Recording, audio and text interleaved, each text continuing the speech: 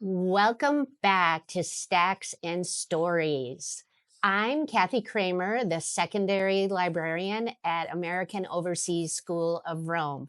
And I'm Laura Gordon, and I'm in the elementary library at the American Overseas School of Rome.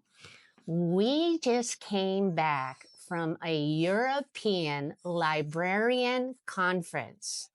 I know what you're thinking. We think you're thinking that must have been just wild, right?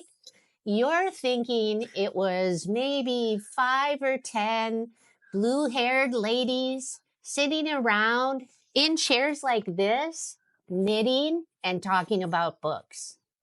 Oh, they're wearing cardigans and they have buns. That's what you're thinking. And glasses.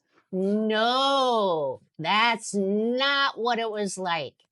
Laura is going to tell you what it was really like, the topics. Okay, so at a librarian conference, it isn't us just sitting around talking about the latest and greatest books. What we really do is we talk about how the libraries impact the students and the learners in our schools. And I brought the program to kind of prove that the things that we talk about as librarians when we meet together are things such as concept-based library curriculum. We talked and learned about innovative school library programming. We learned about using data to highlight our libraries. Artificial intelligence. Yes, AI and ethics. We learn all sorts of things about how we can make our students and our libraries a better place. And it's not just about books. Obviously, books are important, but we don't just learn about those things. Exactly. So you can take your stereotypes. Bye-bye. So we also wanted to tell you just a little bit of what it's like in the library every day. So in my library, there's probably 40, 50 kids here at any time. And so it's a bit like running a library bookshop or a bookshop.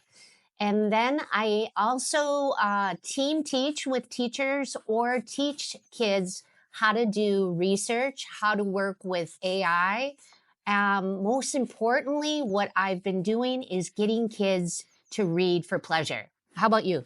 Okay, we always talk about the invisible side of being a librarian and all the things we do behind the scenes that don't get seen by kids or other teachers or parents. And the things that go on in my library is obviously I see all the kids every single week. They come in for scheduled classes, but behind the scenes, I'm doing things like reading books. That means taking out the old books from the library that don't have any use anymore, because we're not a book museum, we're a library. We need to make sure our books represent our students and are up to date.